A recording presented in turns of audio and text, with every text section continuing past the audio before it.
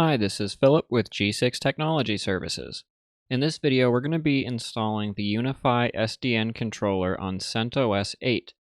So to start off with, we're going to install a fresh copy of CentOS 8. In this case, I've got a VM setup that we're going to be using, but you're free to use a physical machine or any virtualization platform that you're familiar with. So I'll go ahead and get this installation started. We'll get our virtual machine powered on. And I've already used this ISO and tested it before, so I'm going to skip the test, but if this is the first time you're using this ISO, I would recommend doing that test, just to make sure that there's no corruption. So we'll wait a minute for the installation to initialize, and then we'll continue. Okay, so the first thing that it's asking for is our language. So we're going to go ahead and just choose English, and we'll leave it on United States.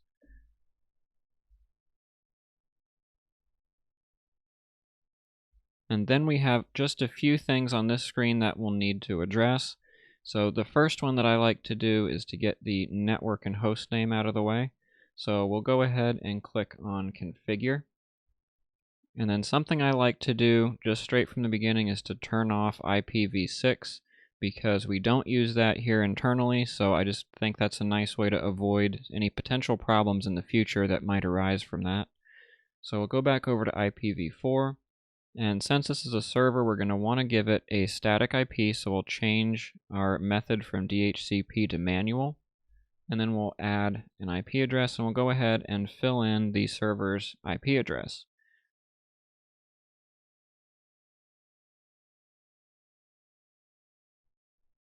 Okay, once you're satisfied with all of the settings on the screen, we'll go ahead and click Save. And then at this point, I'll go ahead and fill in our host name. If you don't have one, it's fine just to leave it.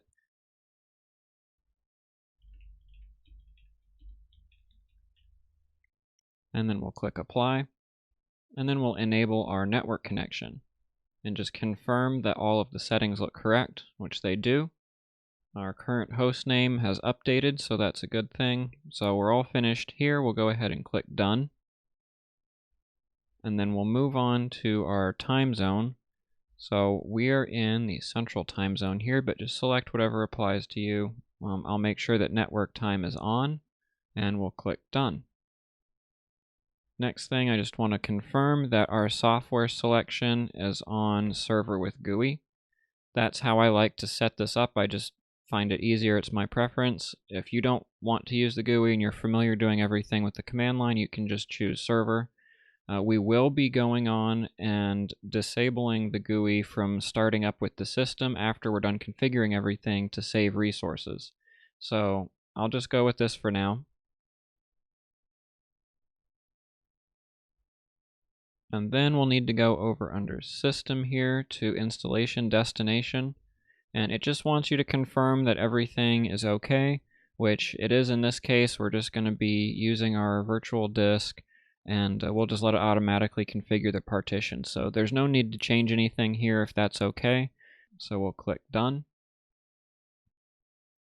And that's going to do it for this screen. We're not going to change anything else right now, so we'll go ahead and click Begin Installation. And at this point, it wants us to provide a root password and create a non-root user. So we'll go ahead and provide a root password. It's a good idea to make this something secure. In this case, since this is just a test and demonstration unit, I'm just going to go with something a little bit simpler. And then we'll go ahead and create a non-root user, which is the best practice for administering your server, is to not log in as root, but just log in as a standard user and then escalate using sudo whenever you need to perform something as root. So we'll go ahead and I'll just call this admin. We'll say make this user an administrator, and we'll give it a nice secure password as well. And we'll click Done. And that's all we have to do for right now. We just have to wait for the installer to go ahead and install the rest of these packages, which, as you can see, there are quite a few of them left to go. So I'll go ahead and just fast forward through this part, and we'll come back once all these packages have been installed.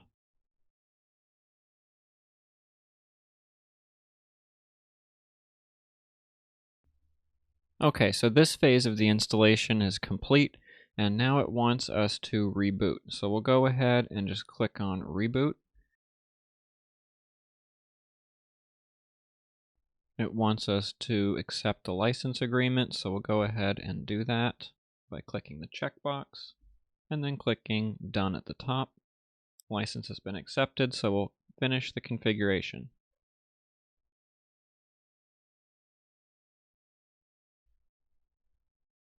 And now it looks like our installation is complete, so we'll log in with our admin account for the first time.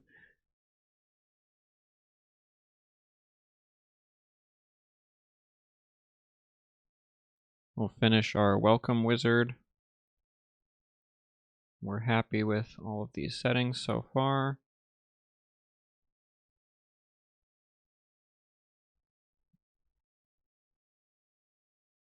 And then I'm just going to close out of this Getting Started GNOME Help window, but you can browse through that if you want to. Okay, and it looks like we're at our desktop now.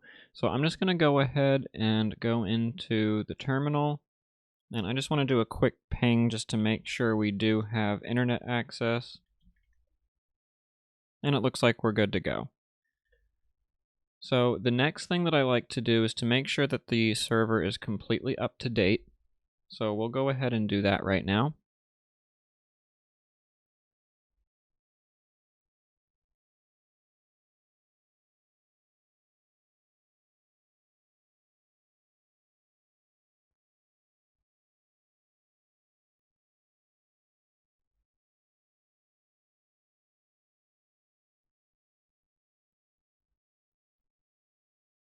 Okay, so we'll go ahead and restart and install.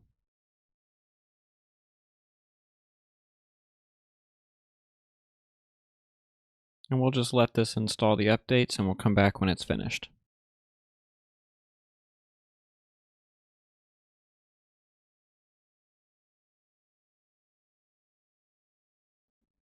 Okay, it looks like our updates have finished. So we'll go ahead and log back in.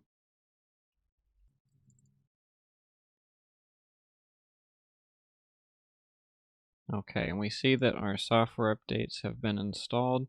So I'm just going to go ahead and check one more time. And it looks like we're up to date. We'll go ahead and refresh.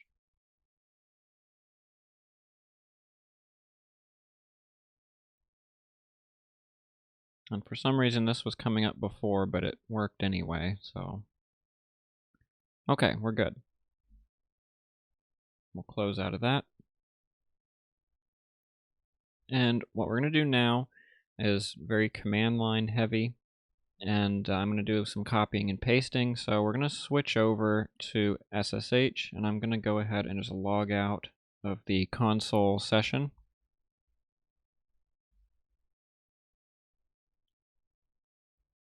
And then we're going to switch over, like I said, to SSH. So we'll get rid of this window, and we will bring up our command prompt. So we'll go ahead and log in.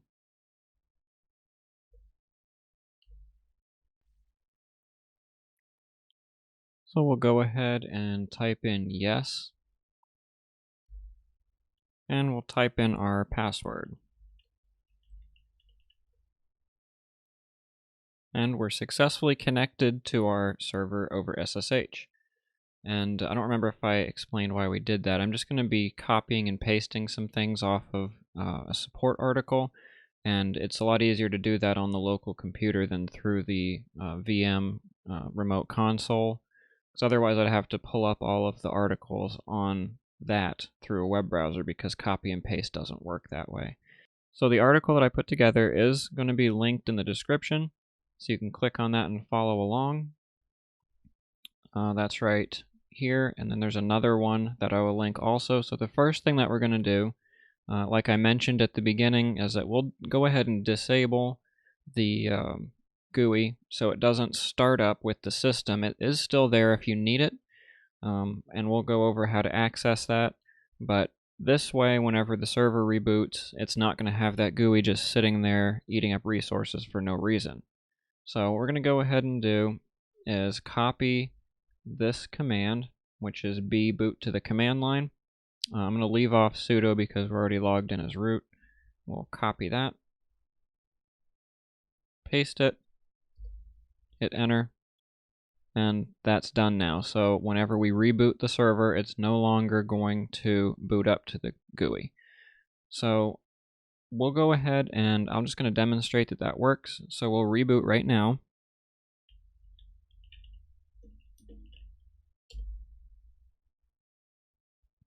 And that, of course, closed our SSH connection. So we'll just watch the server. And it is, in fact, rebooting.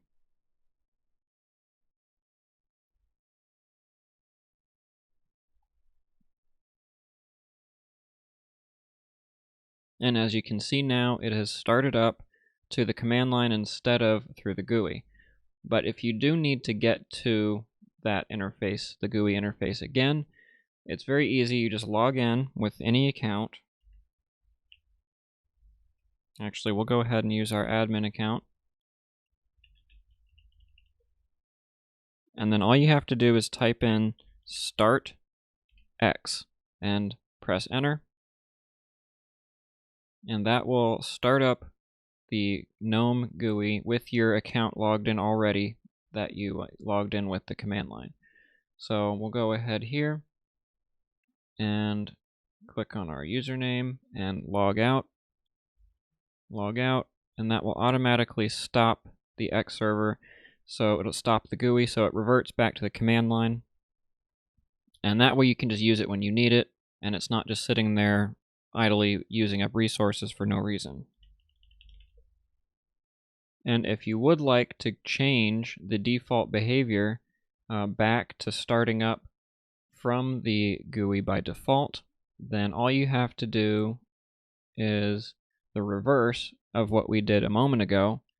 So we'll just paste this command into the command line, and then it will revert back to rebooting to the GUI. You will have to restart the server for that to happen. So I'll link this article in the description so you can follow along. Now we're going to actually start installing the UniFi SDN controller and all of its support components.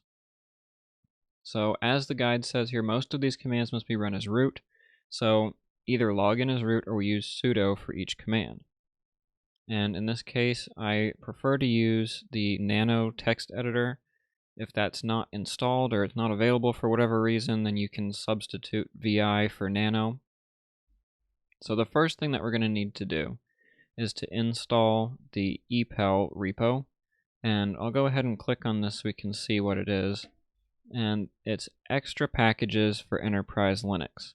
So this is just a collection of software that either just comes in handy on the system, and some of it is also required for this system to work with the UniFi SDN controller or some of its support components. So we'll go ahead and just copy this, and we'll go ahead and, I'm going to have to reconnect our SSH connection because we rebooted the server. So now that our SSH connection is back up, we'll go ahead and paste that command and press enter.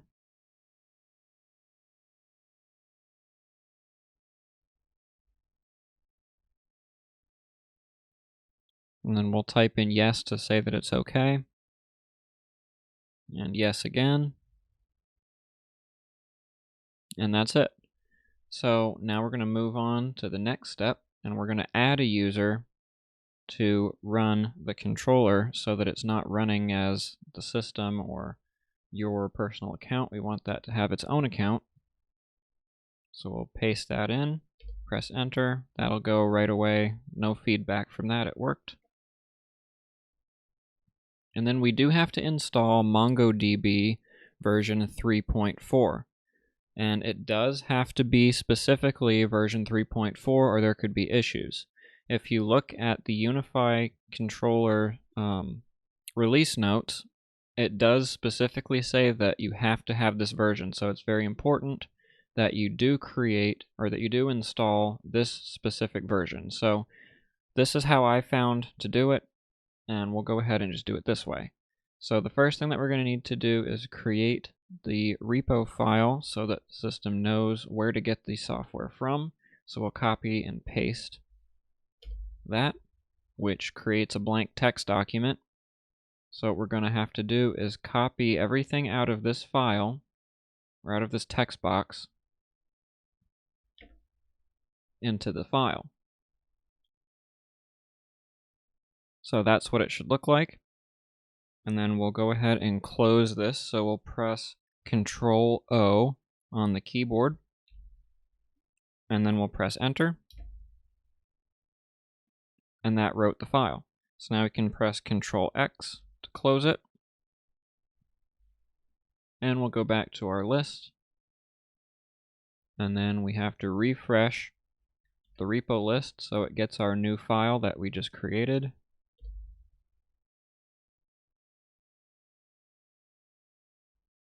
And you can see here that it did detect our MongoDB repository that we just added.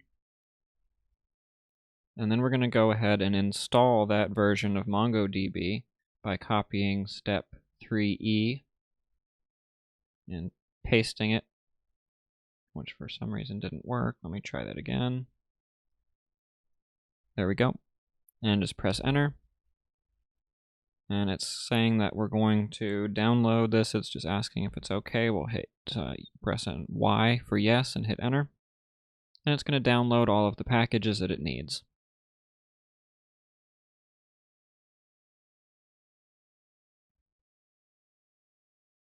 And yes, we'll confirm again.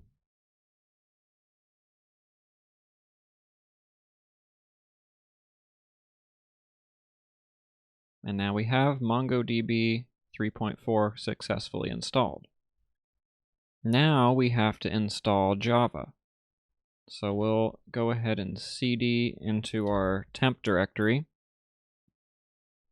And this is where it gets a little bit tricky. We're going to have to grab the URL for this from this page. I wasn't able to paste it in because that's something that is going to change based on the version of Java that's currently available. So I did put a link here, so we can go ahead and just click on that link. And we'll grab, actually I think it says in the article here which one, Linux x64 RPM. So we just want to copy the link address for that. And that's right here, Linux x64 RPM. So we will click copy link address. So that was a right click to get this menu to come up, and then copy link address. So now what we need to do, there's a command wget, and then we'll paste that URL after that. And wget downloads whatever URL you put after it.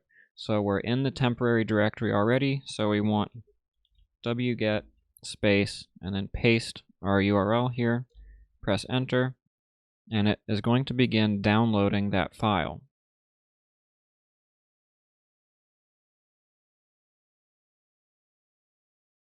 Okay, and it has successfully downloaded the file. So let's see what's next. I'll close out of that tab because we don't need it anymore.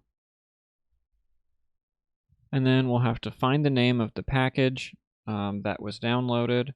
That, I think, got named this strange thing, so we'll just type in ls space -la to get everything in a nice list format. And yes, it did name it this odd thing, so we're just going to rename that just because I don't like how it did that. So we want to type in mv for move, and then if we just type in the beginning of that file name and then press tab, it'll autofill, and we'll just call it java.rpm and press enter. So now if we list again, then we can see our java.rpm.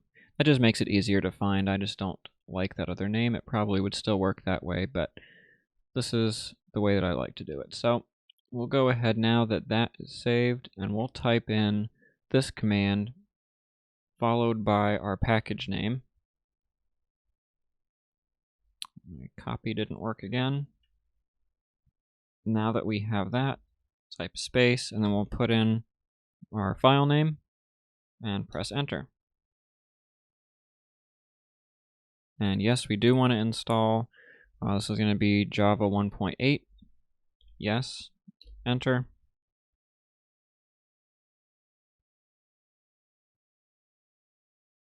And we're complete. So we'll go back over to our list, and then we need to find the generic Linux version of the UniFi SDN controller, which I believe they don't have a link to anymore, so we're going to have to construct that link ourselves. So to start with that, all we really have to do is grab this URL here that I've provided. We can copy that, and we'll paste, well, it submitted it after. I didn't want it to do that. Let's see. I think there might have been something at the end of it.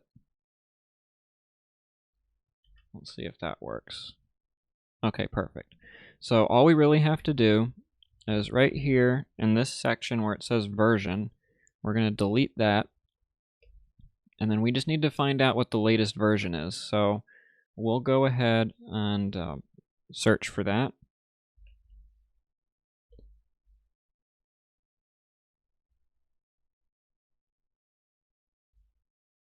And then here it looks like UniFi Network Controller 5.12.35.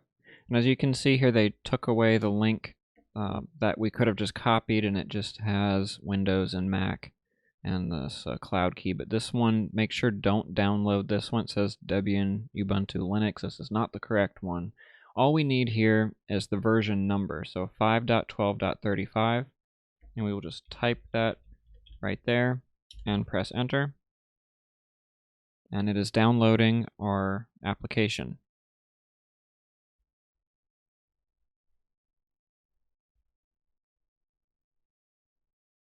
Okay, that's finished.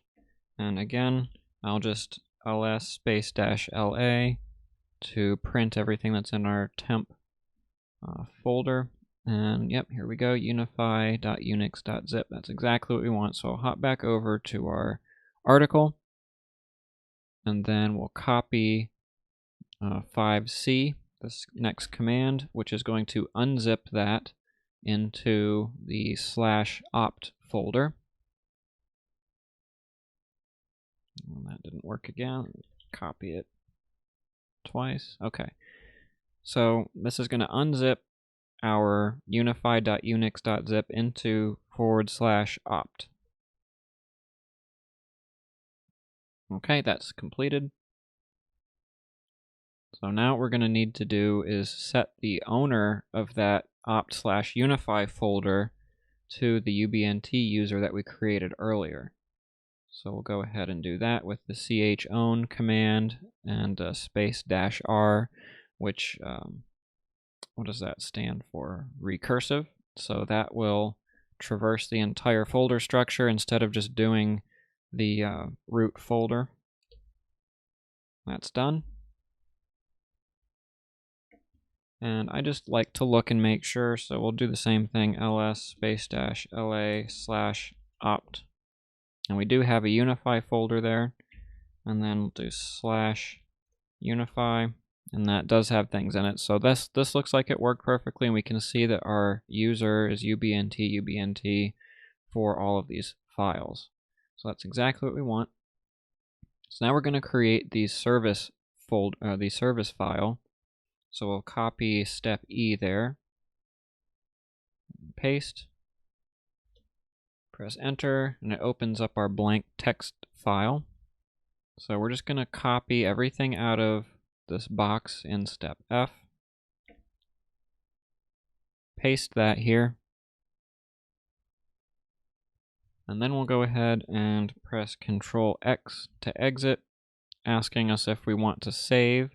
We'll press Y for yes, and then press enter. Now our file is written to that location. And the next thing we'll do is step G, systemctl enable UniFi. That's going to add our service that we just created to the startup list, so that way it will start automatically with the server. and then start the service with systemctl start UniFi, which is step H. Okay, that submitted it. And now what we'll do, I don't think I put that in here, but we're just going to check and see if it started. So all you have to do is change, if you're wondering what I was doing there, if you press the up arrow, then it will just list through the previous commands. So if we just hit the up arrow, and then we'll change start to status, and it does say active running, so that's perfect. It did start. There are no issues that kept it from starting, so that means that our Java and MongoDB seem to have worked. So now what we need to do, depending on how you set up your server, you may need to add some firewall exceptions, because in this case, the way that we set it up, if you followed exactly what I did, the firewall is enabled. So if we try to go to the web interface, it will not work. So in order to show that, we'll go ahead and go into where is it here? We'll go back into our web browser, and I'll just type in that URL.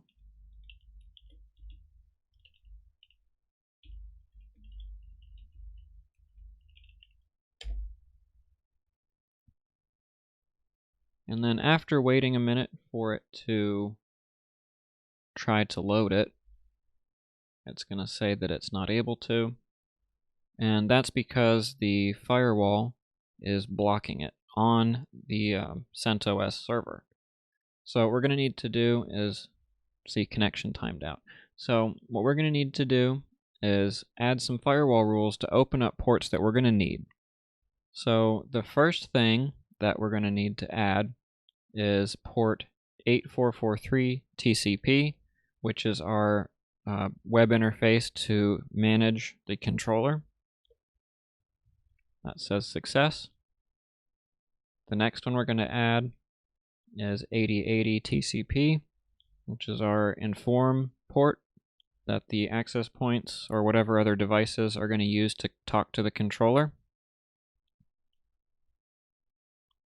And then we're going to need to add 3478 UDP, which is the stun port. Success. And then we'll need to reload our firewall so that these new exceptions take effect. Success on that. And that should do it. Now you just go to https:// the IP address of your server, whatever that happens to be, or if you set it up with a host name, you can use that, :8443 at the end. And it is safe to bypass certificate warnings because it's just going to be issuing a self-signed certificate that your computer is not going to trust, but that should be fine. So now that our server is all set up, let's try that again.